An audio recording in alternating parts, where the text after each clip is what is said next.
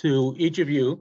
I'm delighted that you're able to join us tonight for what I am sure will be a very provocative and engaging conversation with our guest.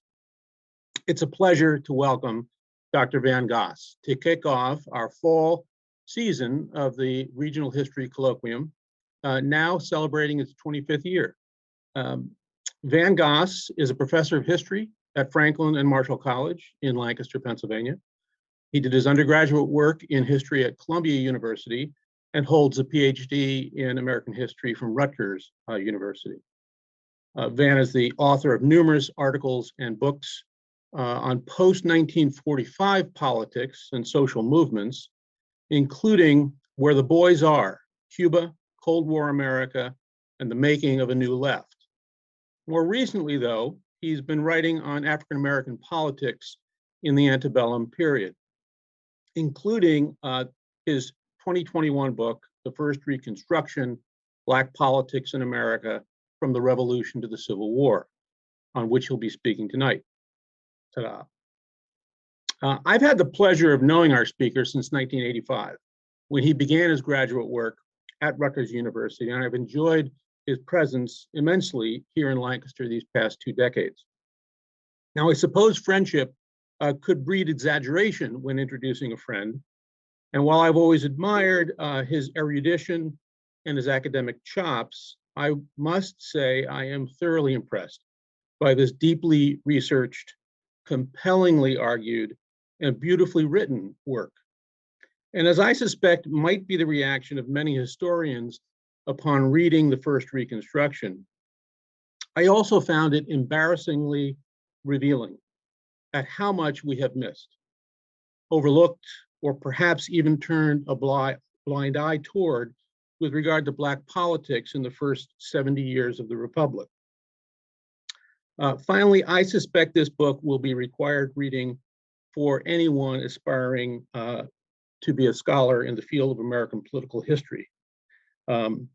This evening, Dr. Gosse will speak on some of the more salient points of the book for maybe 15, 20 minutes or so, during which time you should be sending questions through the Q&A or the chat function, and we will be pulling those questions together and engaging Van in a conversation based on those. So again, Van, welcome, and the podium is yours.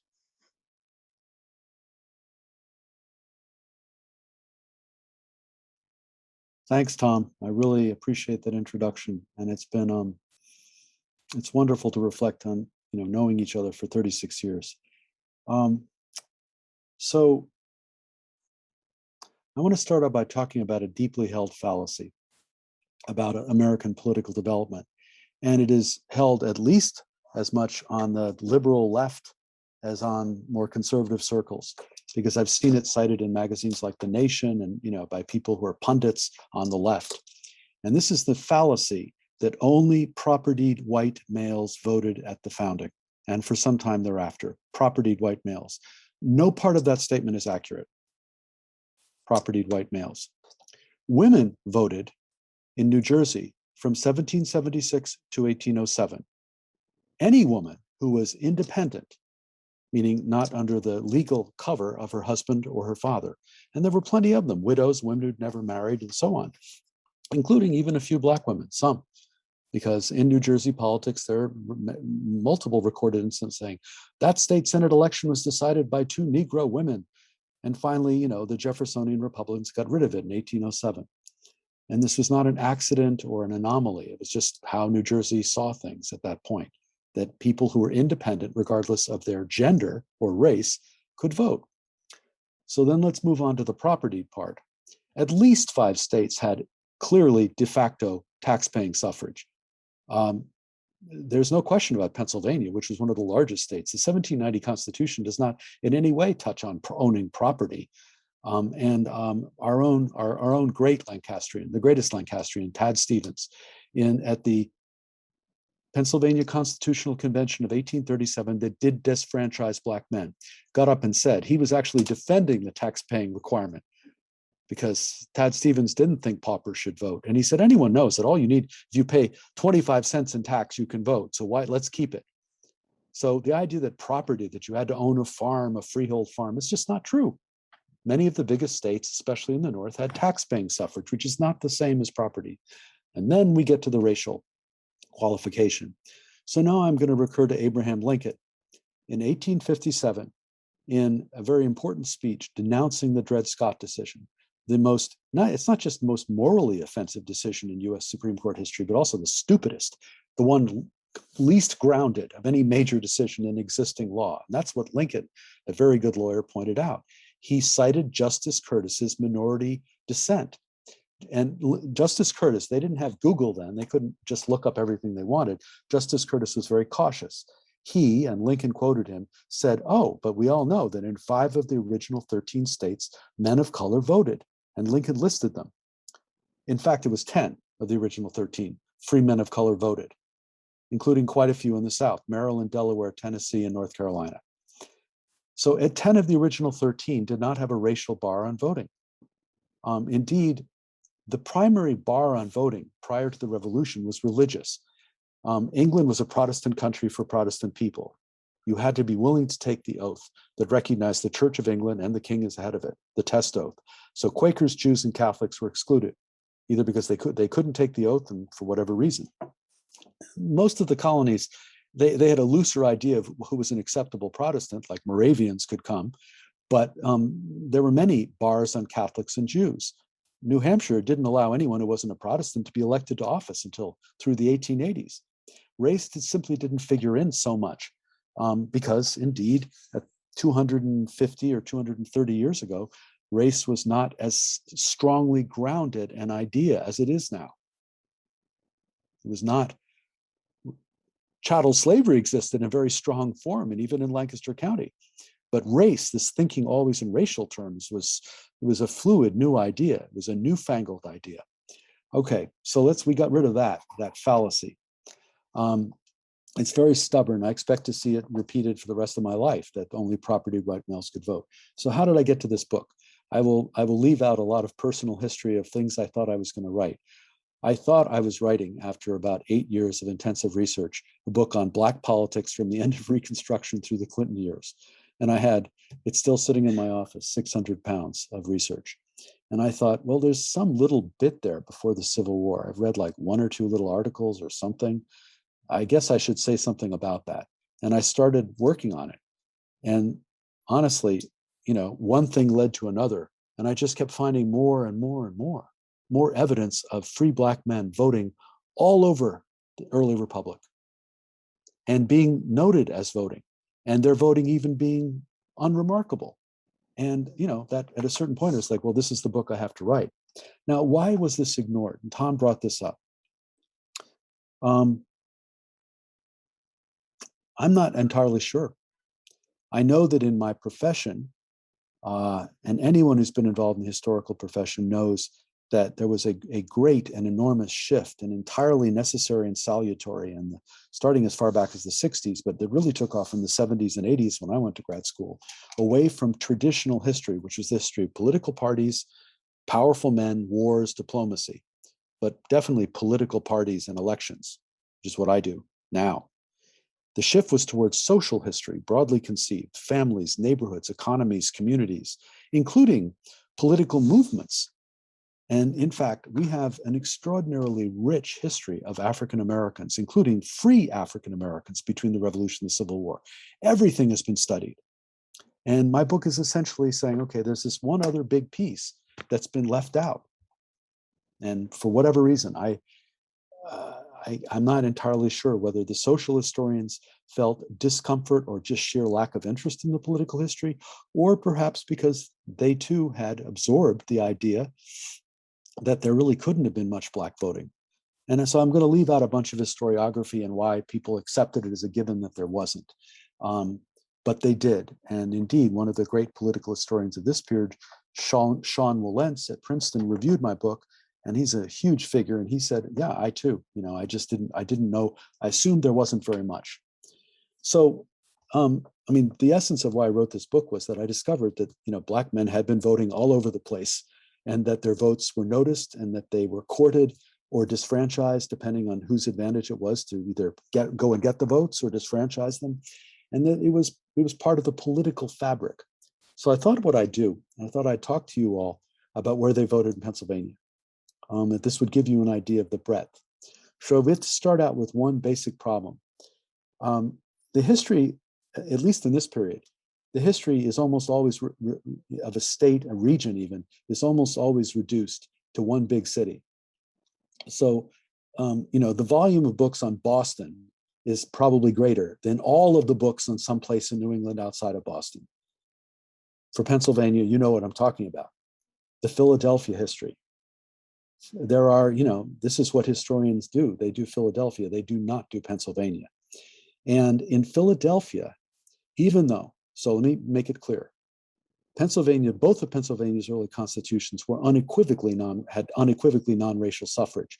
And we know this because when they were discussing the 1780 Emancipation Act, which I trust many of you have heard of, the first time any legislature, any government in the world ever formally ended chattel slavery was in Pennsylvania in 1780. It was very gradual, but it was a major act. And in those discussions, the delegates from the slaveholding counties, I'm afraid that might include Lancaster, one of the things they argued was if these people become free, they're going to vote. And the response to them was, well, yes, if they're free men, they will of course vote like other free men. So we know this was being considered. So the Pennsylvania constitutions were non-racial. But in Philadelphia, which certainly had the largest concentration of free Black people in the entire North, never a majority of free Black people in Pennsylvania, which is not how the Philadelphia historians discuss it. They've ignored the actual count. And it went down. I'd have to check my book. I think it may have gone down to 38% early in the 19th century. So there were plenty of free Black people, a majority all around the state, but a huge concentration in Philadelphia. For a whole set of political reasons, the famous Black leadership of Philadelphia, the gentleman of color, a very wealthy merchant, James Forten, Bishop Richard Allen, a whole brace of men, they abstained from voting. They chose not to. Another way of putting it is that the Quaker Federalists who controlled the city until the 1820s chose not to put them on the tax rolls, left them out of taxing, and the tax rolls is what we used to voting. What we know is they didn't challenge. They didn't say, no, put me on the tax roll because I want to vote. So they abstained, and that abstention, and that's the best word for it, has been sort of read into the rest of the state. And, there will be occasionally a reference to, well, it seems like a few of them might have voted somewhere. Well, actually, they voted all over the state. I'm not telling you in every county, but it's in the book in a lot of the biggest counties. So I'm just going to give you a few instances of this, okay? Bucks County was, at the time of disfranchisement, the sixth largest county in the state, a very strong Black electorate concentrated in key townships. And that's how political people thought then. Can we win this township or that township? Quaker townships. And in the run-up to disfranchisement, which really started in Bucks by a court decision in Bucks, and was very hard fought and very highly publicized, there was a lot of discussion in the papers, and they would list people and they would say, oh, that man there. I mean, it's in the book. He's voted for 40 years. Everybody knows he's voted for 40 years. My goodness, he's been a Democrat and voted for 40 years. So they would list people who had voted, and I looked them up in the census, and indeed, some of them had voted for 40 years, including one man who listed himself as born in Africa. So in Bucks, there was a substantial Black electorate for decades. In Franklin County, down on the border, what today people might refer to as more of a redneck county, there was enough voters, they were charged with tilting coming out for one of the gubernatorial candidates in 1816 in large numbers, that they were part of his family network. And I've looked into this closely. Well, who are these 40 Black voters? And part of a large sort of family machine, which is how politics worked then. Interlocking networks of cousins and relatives and people by marriage. And then these Black people, some of whom may have been emancipated, some of very likely had been people who had been emancipated in Virginia and Maryland and come north and gotten jobs. So in Franklin County, as far back as 1816, their voting was very controversial. Pittsburgh, at the time of the disfranchisement, Pittsburgh was so well organized that they sent an affidavit from the county tax officer, whatever he was called, that 125 of them were on the tax rolls. Now, I know that you may find this hard to believe, but 125 voters in Pittsburgh in 1837, anyone could count that. That's a really substantial number. And they were, and it was Pittsburgh's Black community that sent this letter to the Constitutional Convention. Luzerne, way up by New York, settled from Connecticut, a whole different part of the state. There was a whole series of things that led to disfranchisement. A Black farmer named William Fogg, who is a substantial, one of the way up in the upper end of freeholding farmers in Luzerne, had been there for decades. And he went to vote in 1835 or 36, and the local Democrats refused to let him vote. And even though they had no basis for doing so, they just said, well, we think you can't. And of course, he sued them. And the county court granted and said, well, of course, there's no basis for denying him a vote. Colored men can vote like anyone else here. And it went to the Supreme Court, and the Supreme Court, they kind of did a Dred Scott decision earlier. They said, this has always been a community of white men, and if they've been voting, it was a mistake that someone should have corrected long ago. But a prosperous Black farmer expected to be able to vote way up in Luzerne County. So you know what I'm leading up to here. I'm leading up to Lancaster County, our own people there, right? Lancaster, Columbia, over on the river there, had what was very likely the richest Black man in America, Steve Smith, Black Steve, they sometimes called him. He was probably the richest man in Columbia, and you may well say, like, oh, Columbia. Well, back then, Columbia was an extraordinarily thriving river port, like a boom town. And he had more railroad cars and shipped more lumber out of Columbia than anyone else. He was the chief stockholder in the Columbia Bank and part of a very substantial Black electorate. And I discussed this in depth. It actually factors into the riots in Columbia, motivated by Democrats to try to get rid of the Whig elite, the Whig Quaker elite, who had in fact sponsored a lot of people, former slaves and formerly enslaved people, to come in and who then voted. So Columbia was a site of extensive Black voting and Black power with some very wealthy men, Steve Smith and his colleague William Whipper. So they were voting, Black men were voting all over the state from the 1790s on, and the evidence is there. But they were disfranchised. And it is important to note that this history is one of constant push and pull all over the country, not just in the North. And it culminates in the 1830s. Tennessee and North Carolina, where Black men had been voting for 40 or 50 years, in North Carolina since the 1776, finally disfranchised these Black electorates in 1834 and 35. And then Pennsylvania followed in 1837-38. And that was the culmination of this wave of pushing one group out of the electorate while you kind of bring in another group.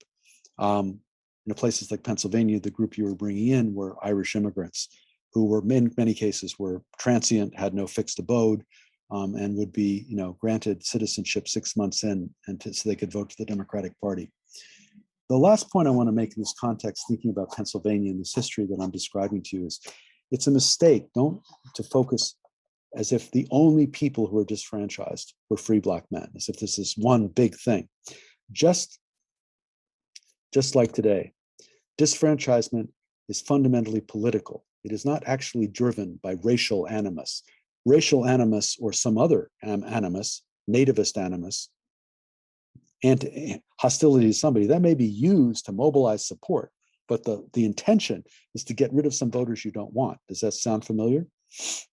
So there were lots of other groups that got disfranchised, notably immigrants of all sorts. There were constant attempts to extend the period of naturalization, or simply to not accept at the polls, just not accept naturalized citizens, or their sons even, who were born in the US. And when you say, how could that be?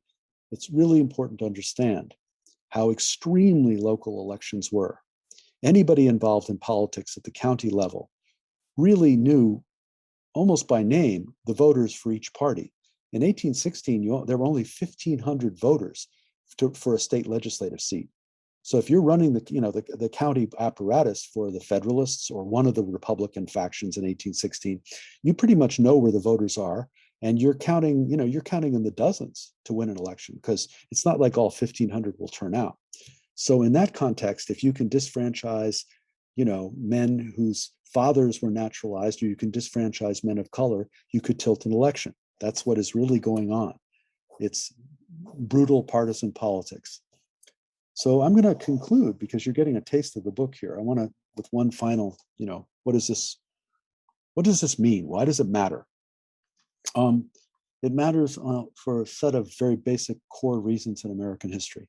First, focusing on the ubiquity, everyday, quotidian quality of Black politics, Black men voting and participating in parties, going to meetings, being solicited, not just voting passively, if there is such a thing. It highlights the fact that the issue was never simply slavery. The larger issue was the position of African Americans inside the United States. Was this going to be a country for everybody, especially these native-born people who had been on the soil as long as anybody, certainly longer than a lot of my ancestors who came from Ireland in the 1840s or 50s. They were here, they were birthright, they were Orthodox Protestants, they spoke English, they had all the qualifications. Were they going to be citizens? The reason why that is just as important as the enormous fact of slavery, and I mean it, just as important, is because if you attack slavery, the moment you attack slavery and end it, as Pennsylvania did after 1780, then the question becomes, well, are these people going to be citizens or not? How are we going to reconstruct, minus slavery, reconstruct a political order in this state? So citizenship and slavery run together, because if you don't give the formerly enslaved people citizenship, then you've created a caste system based on this, some, other factor. Another reason why this matters is that, an enormous amount of the evidence in my book, and there's a lot of evidence, it's, terribly detailed, is the Southerners, slaveholders, were obsessed with the fact of Black voting. They paid minute attention to it. They constantly reprinted stories about Black men voting, Black men participating in political parties, any of that. Who was appealing to them? Who wanted the Black vote?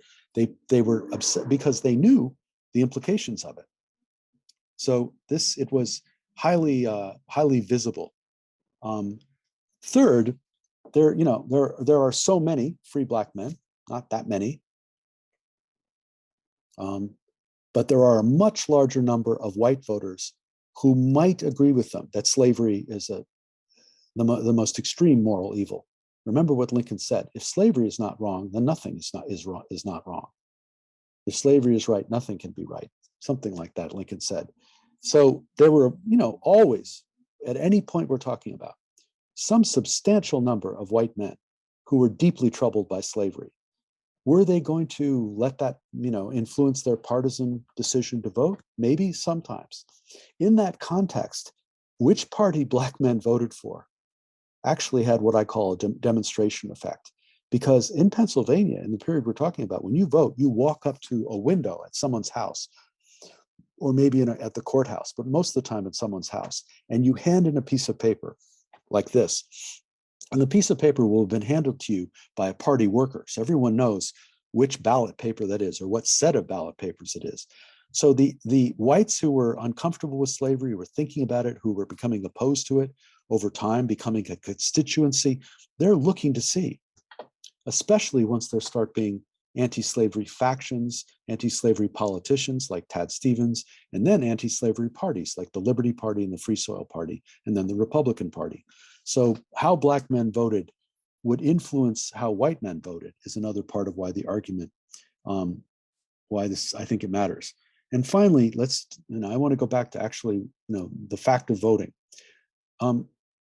Free Black men tended to be concentrated in key places. I said Bucks County. Well, Bucks County was a really rich county there. It was full of rich Quaker farmers. And, they were there in ways that I don't really fully explore because it's just would make the book longer. Black men tended to be concentrated where there was a lot of prosperity. So in the Western Reserve in Ohio, along the Erie Canal, in New Bedford, where they had more political power than anywhere else. New Bedford was the richest place in America by a country mile, and had a big Black electorate working on and around the whaling industry. In Portland, which was the lumber capital of the world, this is what my book is about. So, Black men concentrated in one ward in Portland, 100 voters, could be routinely cited as, in 1840, they were personally blamed for a Democratic congressman. He lost his seat because of the abolitionists and the Negroes. And this was covered nationally, his charge that he had lost his seat because of that. So their vote was what seems like relatively small numbers, concentrated in key counties or key port cities or key wards of New York, could be influential. And to wrap this up, I think I'm pretty much at time. I'm going to talk to you about the cover of the book. See that? The cover of the book, quotes, is an article. You can see it printed there. It's from the New York Herald.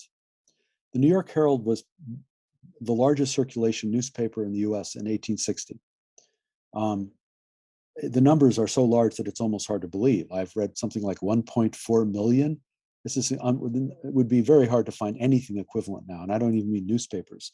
And it was a rabidly racist Democratic paper. Frankly, the two words go together. The Democratic Party simply became ever more racist. It became sort of almost its reason for being was to defend slavery and attack Black people.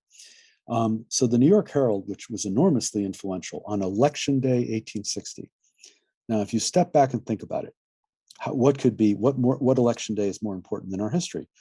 It is because of that election that we get a civil war. It is the most important election day. And here is this incredibly influential Democratic paper the tagline is, "Lincoln is sure to be defeated."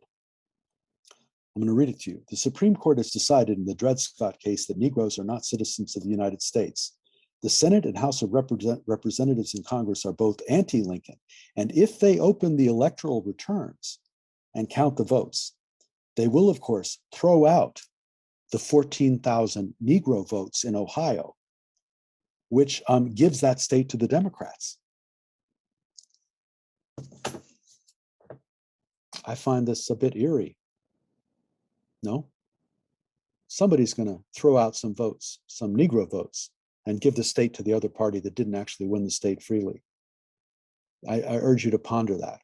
I don't know if there were 14,000 Negro votes, Black votes, sorry, in Ohio, but there were a lot, and they were highly mobilized. And they had entered into an extremely public and open alliance. They were in the Republican Party. Their leaders stood on platforms with Governor Salmon P. Chase. That's in the book. There was nothing secret about this. This is the verge of war. So to me, that's an example of how their votes counted. Ohio was then the number 3 state in the country in terms of weight in the Electoral College. They had developed a similar concentrated electorate in New York, the number 1 state. And that to me is the argument for why this whole narrative matters. So that's my little talk. Great. Thank you, Van. Again, I want to encourage our viewers to post questions either in the chat function at the bottom center of your screen or in the Q&A function so we can engage you in some conversation. Van, I think one of the most upending aspects of your book is you are challenging us to think much more broadly about Reconstruction and what we mean by Reconstruction. Yeah. Typically, we think of it as a period in time. Post-Civil War, we associate it with the 13th, 14th, and 15th Amendments to the Constitution. And we think about it as really impacting the South and taking society from a slave society to a society of free people. And so what new constructions do we need to put in place to make all that work?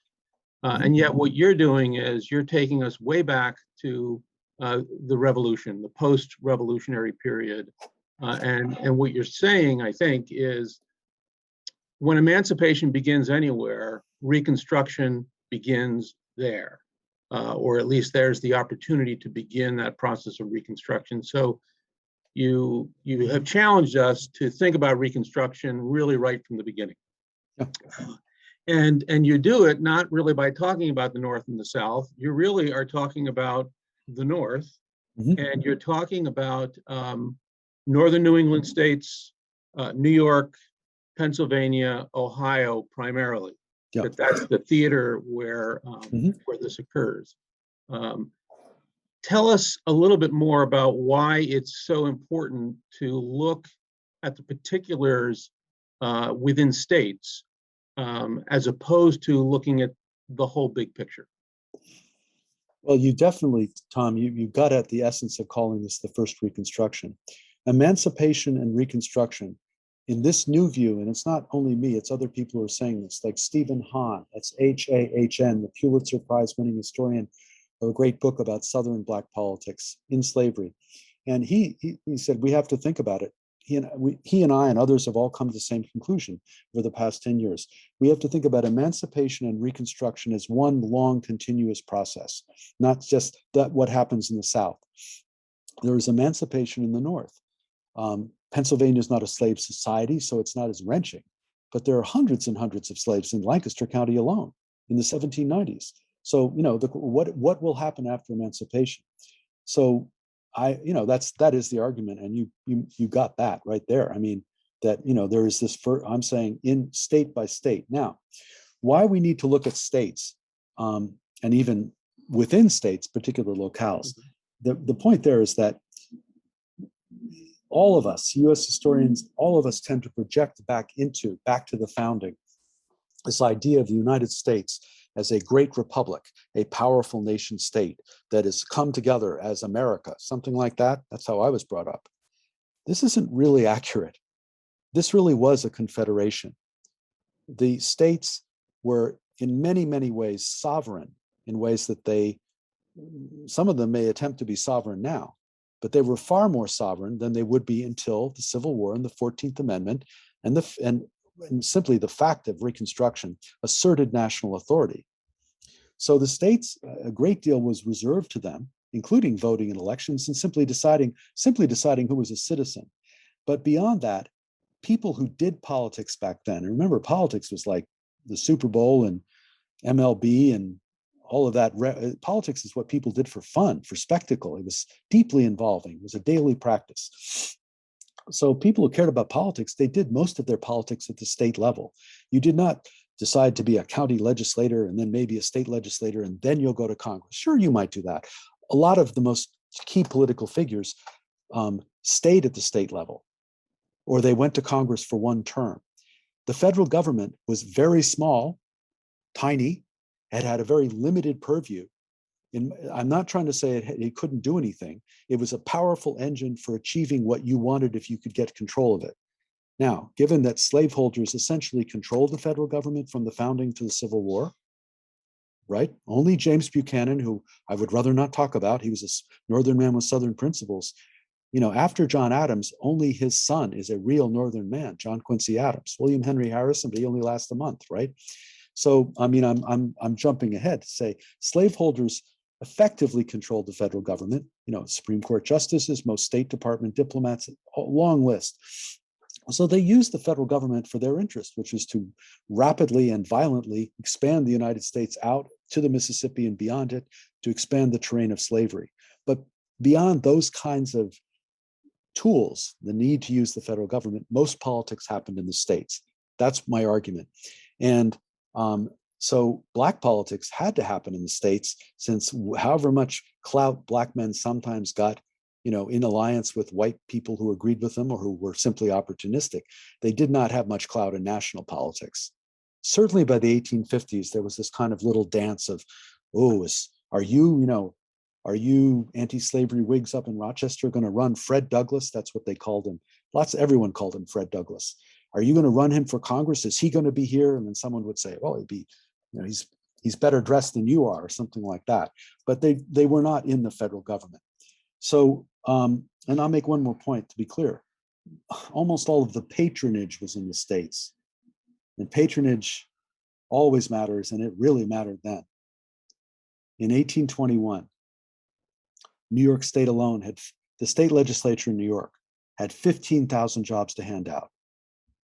15,000, including the mayor of every city, including New York City, was a patronage appointment in 1821.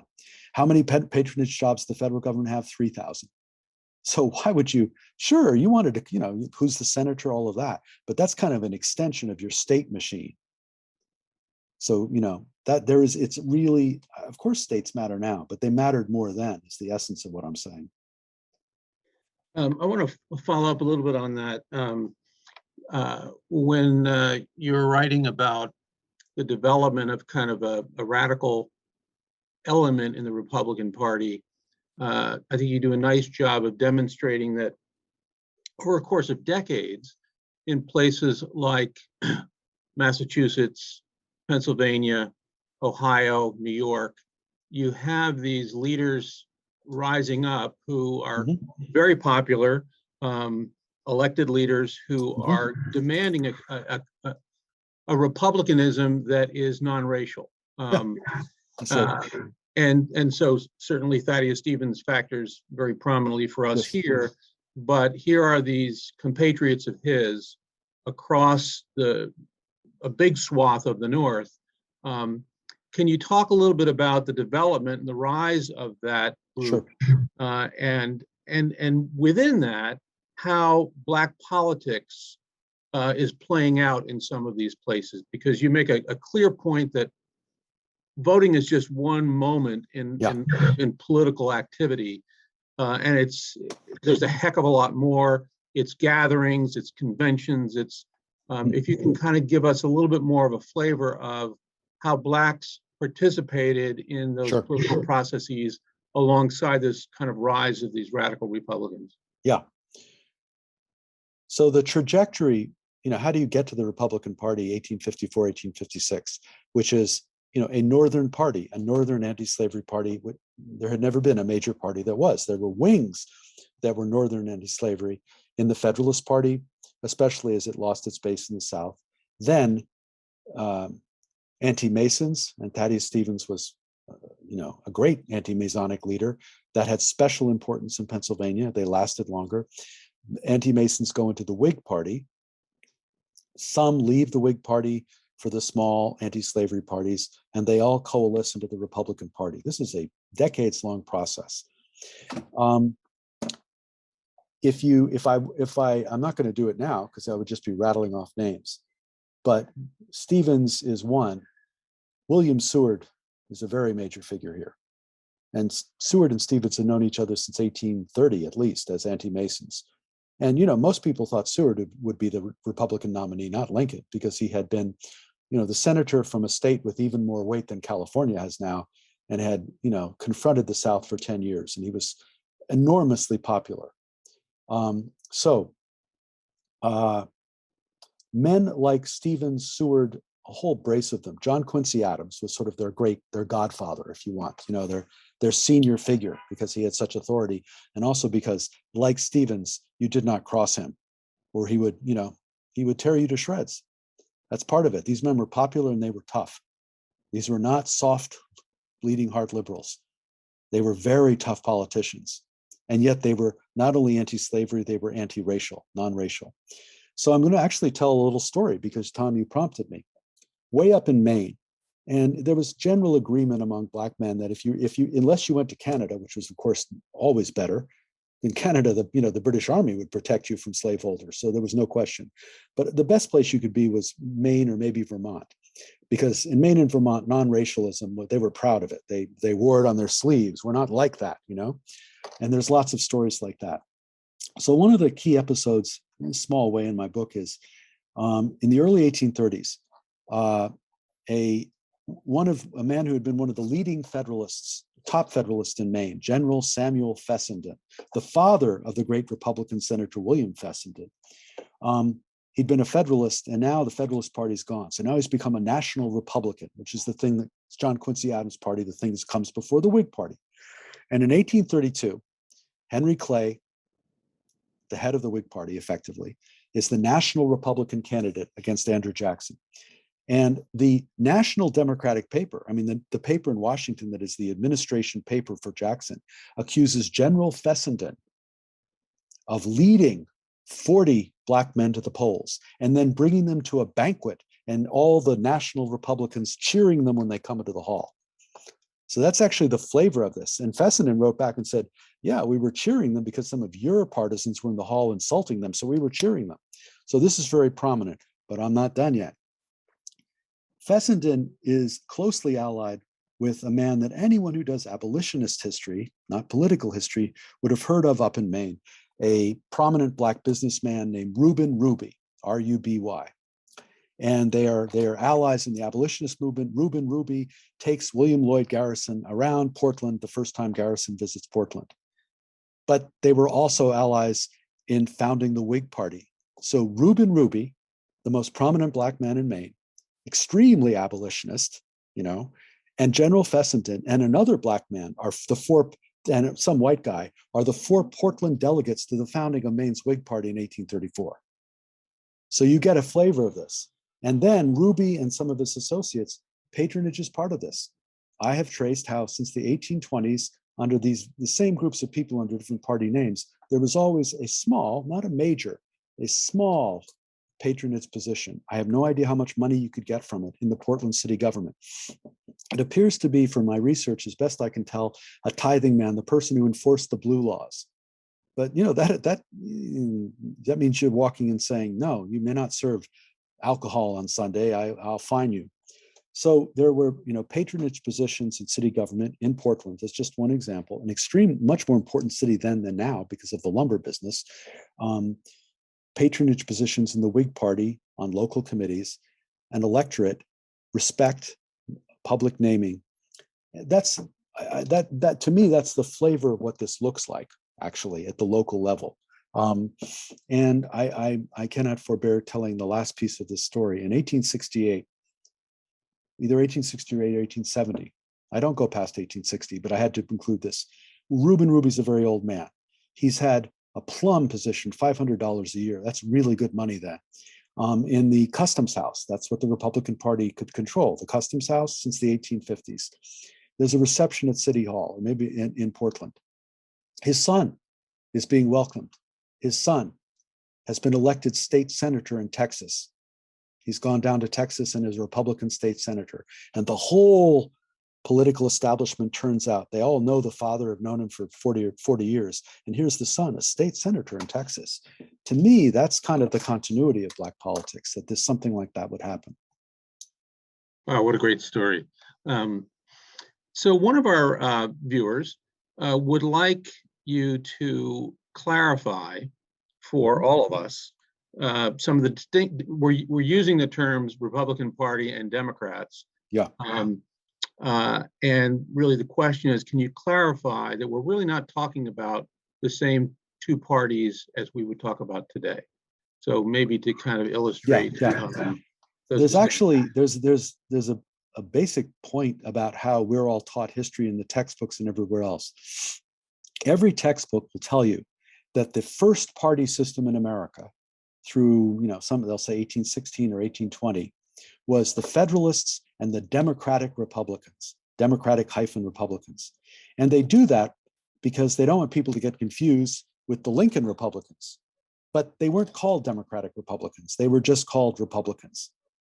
The party that dominated, it was called the Keystone in the Republican Arch, the party that dominated Pennsylvania from 1798 until 1835. And it really was. I mean, they would occasionally, a faction would ally with the Federalists and then they'd get somewhere. They'd split. They were very loosely, but they were the Republican Party of Pennsylvania. Nobody had any confusion. Now it's very confusing because if I say in 1810 or 1820, the Republicans in Pennsylvania. So let me use, I'm going to stick an adjective on there, the Jeffersonian Republicans. So the first party system is the Jeffersonian Republicans and the Federalists. And there's lots of factions so that sometimes there will be different, multiple tickets of Republicans against each other because they are so big and dominant. Then there is, there's a period where it all kind of falls apart.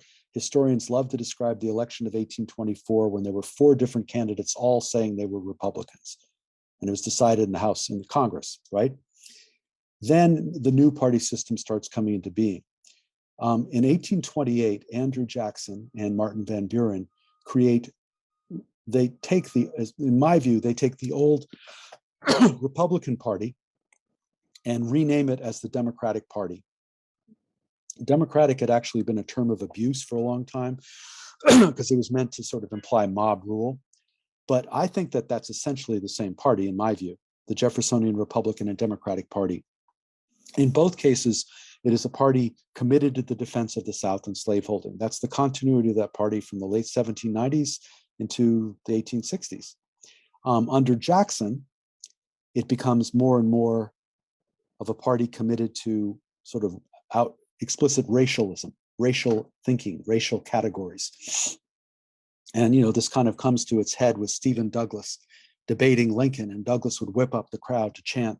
Think of this. I want to think of thousands of men chanting, "White men, white men, white men." So that's the Democratic Party.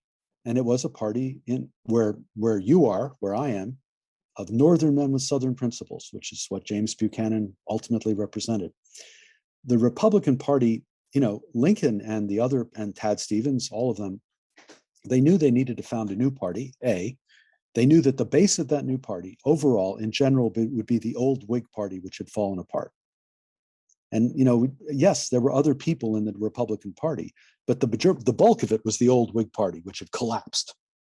So they want to make sure there's room for Democrats to come in. So they said, we're going to take that old name, Republican, everybody like that. We're going to claim that name for ourselves. So we'll get some Democrats who hate the South more than they hate Black people, to put it bluntly. In places like Pennsylvania, they hate the South more than they hate Black people. That's what those Democrats are. And they're going to have almost all of the Whigs and some nativists, and then the radicals who had been in the Liberty or Free Soil Party, which was never very strong in Pennsylvania.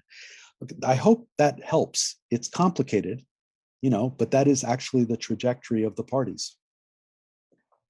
It is complicated, to say the least. Yeah.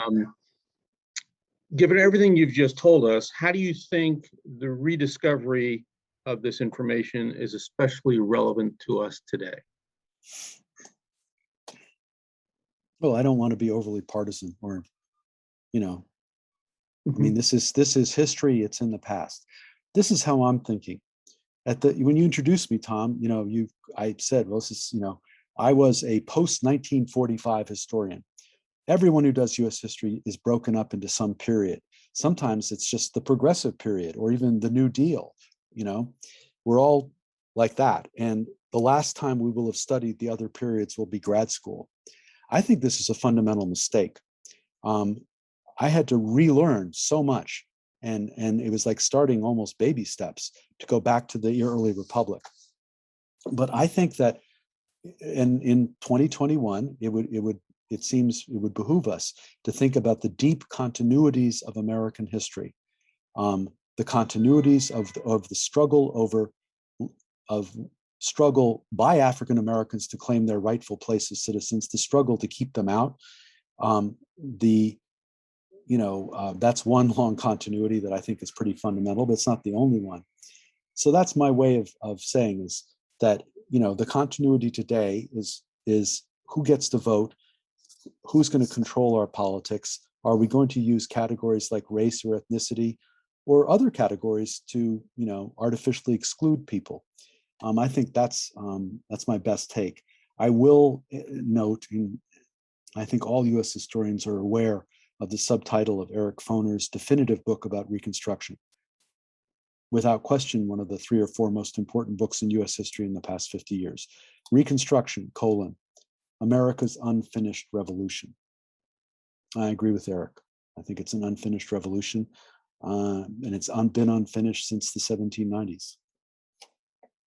Okay, so sticking with the topic of Reconstruction, and this is a question directly from one of our viewers. Can you please further define the term Reconstruction as you are applying it to the pre-Civil War era? It sounds almost as if you have actually described a deconstruction of voting rights that happened before the war. I always think of Reconstruction as a general rebuilding of the South, including but not limited to re-enfranchisement. I'm reading it in the chat to make sure I understand it. So it seems like a pretty serious question.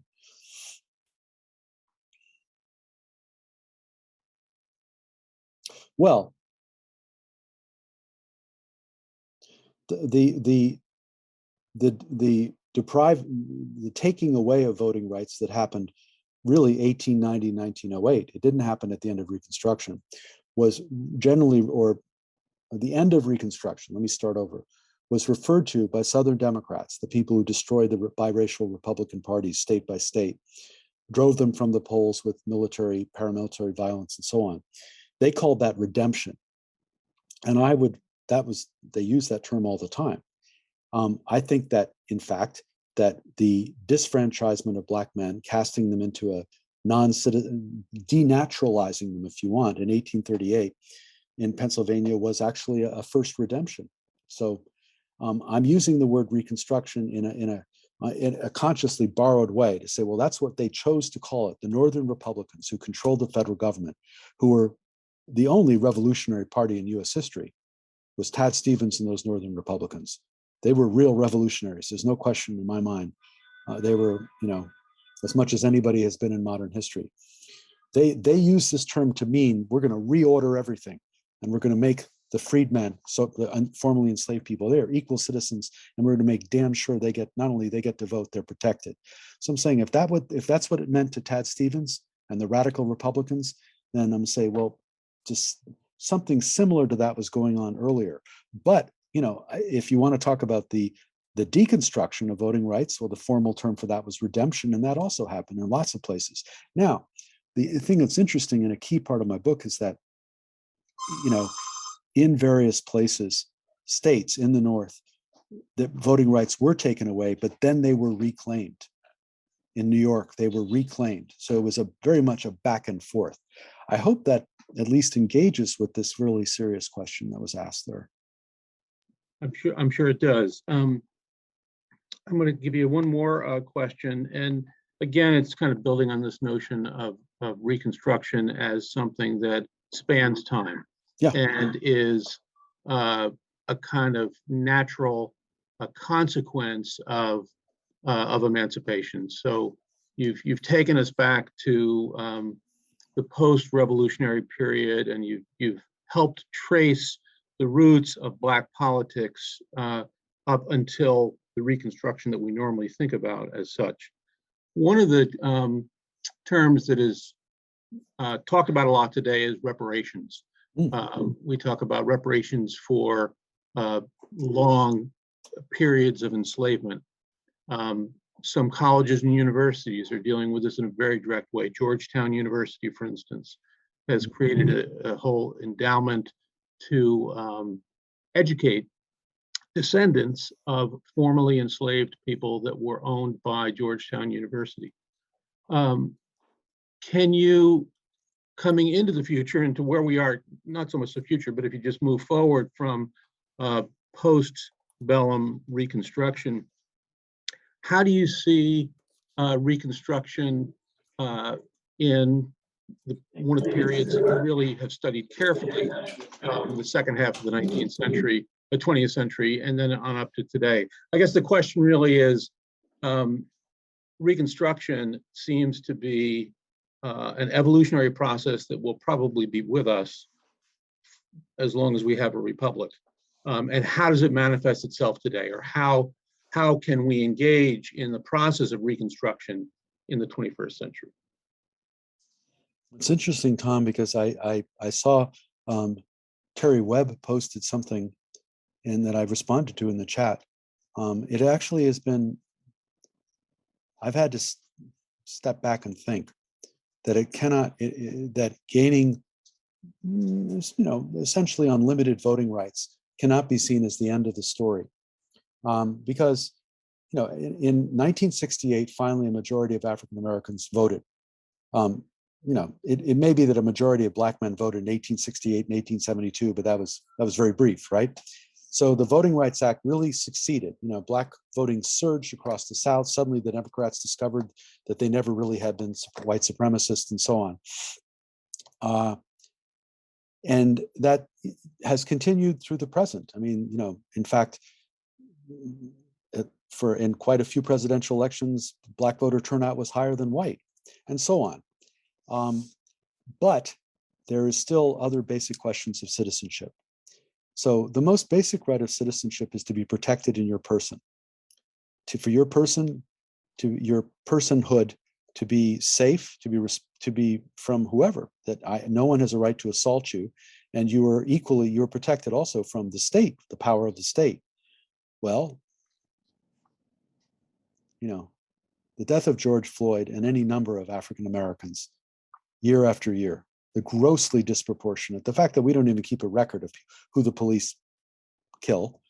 But when someone makes the effort to try to dig it out, it was actually an English newspaper that made the best record. And the FBI said, thank you so much in 2016. The fact that we don't keep a record, you have to go and look in local papers, is itself telling. But there is no question that, not just in Alabama in the 1940s and 50s or some other place way down there, but all over the country, that African Americans and other people of color are grossly disproportionately subject to police violence. And that is a basic issue of citizenship. That's what a third or fourth Reconstruction would be about, would be something where we assumed that, the police will treat everybody equally. And I don't mean to suggest that it is only African Americans. It may be other people of color. It may be poor people in some instances. It may be LGBTQ people. It depends. But actual equal treatment before the law.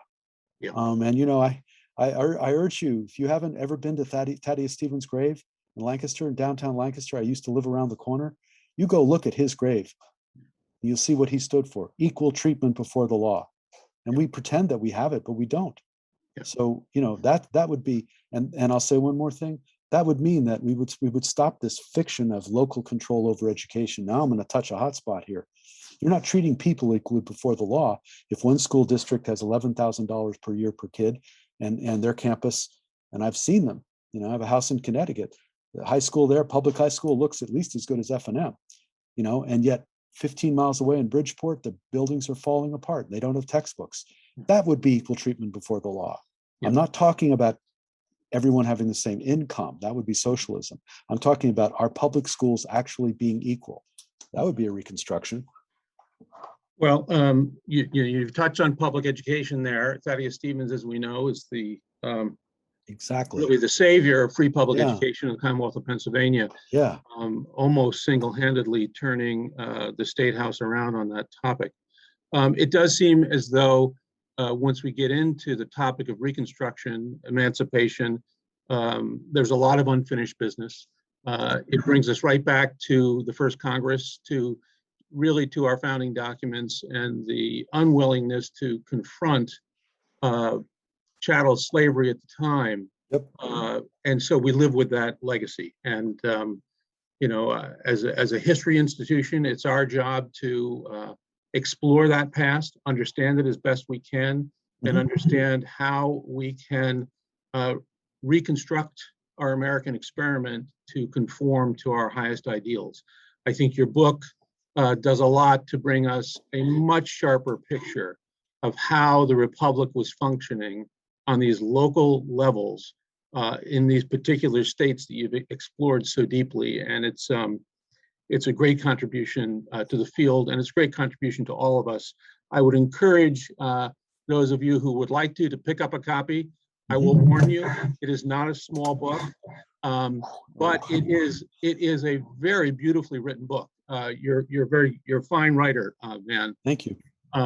So again, I thank you, Van, for joining us tonight. I thank everyone in our audience for being with us this evening. I hope you will ponder the things we've talked about and think about them deeply. Pick up the book. We'll have it in our library. You can come and read it here if you can't purchase it yourself. So thank you for attending. After the Zoom meeting concludes, a window will pop up with our post-event survey. And the survey is completely voluntary, but we'd love to know your thoughts about this program tonight and your ideas for future programming. We'll also be posting a recording of tonight's presentation on our YouTube in the upcoming days, so stay tuned for that if you'd like to check back in and listen to it again. You can also register now for the October colloquium, The Grand Old Lady of Prince Street, and that will be Thursday, the 21st of October at 7 o'clock, also on Zoom. To register, just go to lancasterhistory.org/events. Again, thank you, Van. Thank you, our audience, and all the folks behind the scenes here. I wish you all a delightful evening. Thanks, Tom. Thanks, Emily. Thanks, Robin. Thank you. All right. Good night, folks. Good night.